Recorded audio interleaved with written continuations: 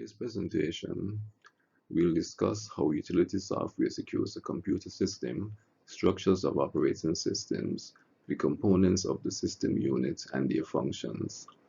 What is utility software? Utility software analyzes and maintains a computer. This software is focused on how the OS works. On that basis, it performs tasks to enable smooth functioning of a computer. Some of the most common utility software are File Manager, Disk Defrag, Disk Cleanup, and Antivirus. But for today's presentation, we will be focusing on antivirus. Windows Defender is an antivirus software which provides real-time protection against threats. It is also the default antivirus app shipped with Windows 10. It was shipped with earlier versions of Windows, but was less efficient as it only scanned for spyware and adware. Some of its key features are real-time protection against viruses, spyware, malware, and ransomware. It also provides firewall and network protection. These threats can slow down a computer, cause data loss, frequent crashes, basically leaving a computer unable to perform any task. Now let's move on to operating system structure. An operating system is a construct that allows for user application programs to interact with the system hardware.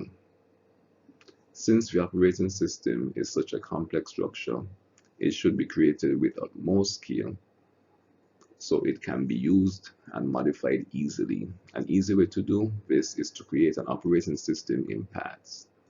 Each of these paths should be well defined with clear inputs and outputs and functions. There are many operating systems that have rather simple structure. A common example of this is MS-DOS.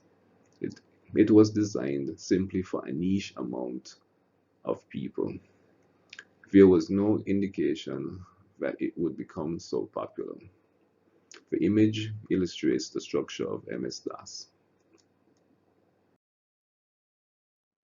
Now let's discuss the system unit. For this presentation, we are going to focus on the main components such as the motherboard, processor, RAM, hard drive, and power supply. A system unit is the part of a computer that houses the primary devices that perform operations and produce results for complex calculations. It includes the motherboard, CPU, RAM, and other components, as well as the case in which the devices are housed. The motherboard, also called the system board or main board, literally is the hub of the computer. All other components are linked to it one way or another.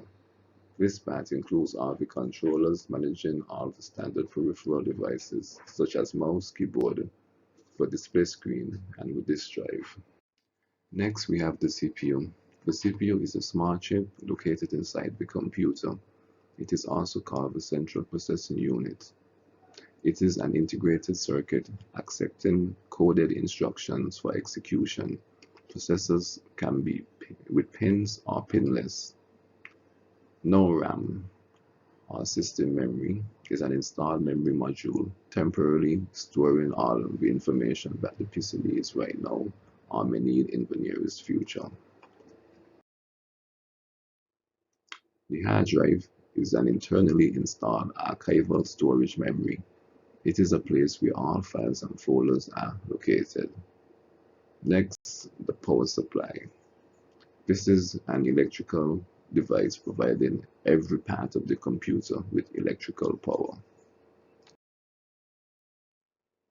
Other essential components of the system unit: the BIOS, short for Basic Input-Output System. The BIOS is a RAM chip found on motherboards that allows you to access and set up your computer system at the most basic level.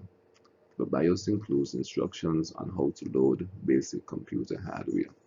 It also includes a test referred to as power on self-test that helps verify the computer meets requirements to boot up properly.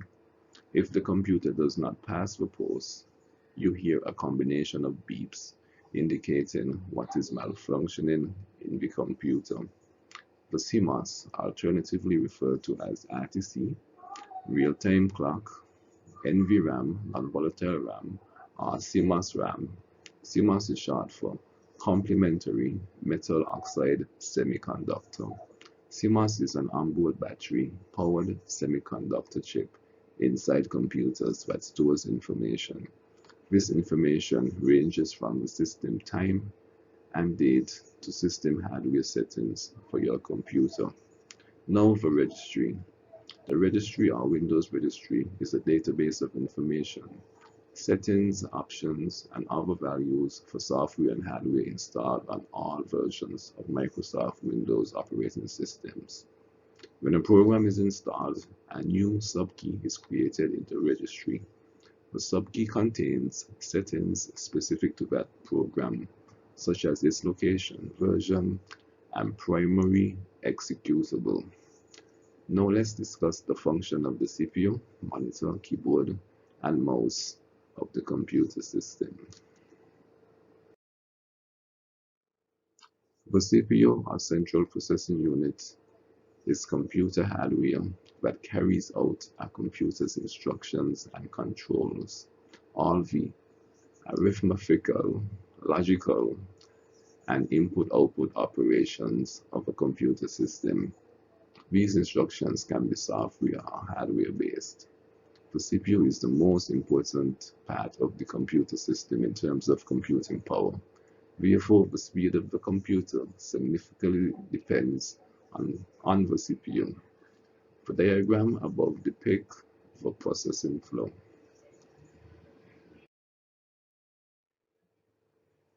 Like most early TVs, the first computer monitors were comprised of CRT, cathode ray tube, and a fluorescent screen.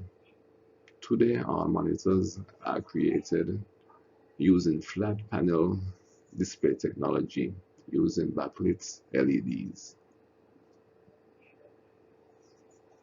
Alternatively referred to as VDT, Video Display Terminal, or VDU, Video Display Unit. A monitor is an output device that displays video images and text.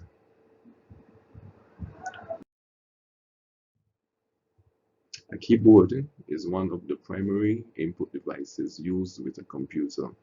Similar to an electric typewriter, a keyboard is comprised of buttons used to create letters, numbers, and symbols to perform additional functions.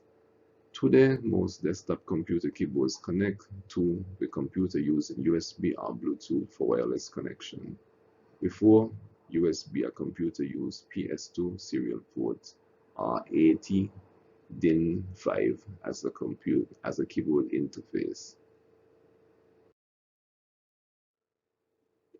A computer mouse is a handheld hardware input device that controls a cursor in the graphical user interface for pointing, moving, and selecting text icons, files, and folders on your computer.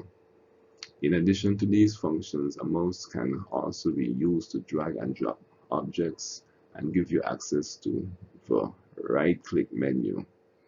Today, most computer mice connect to a computer via the PS2 interface, USB ports, and Bluetooth for wireless connectivity. In closing, in order for the system unit to function, both hardware and software components must work in tandem. This concludes today's presentation. Thanks for listening.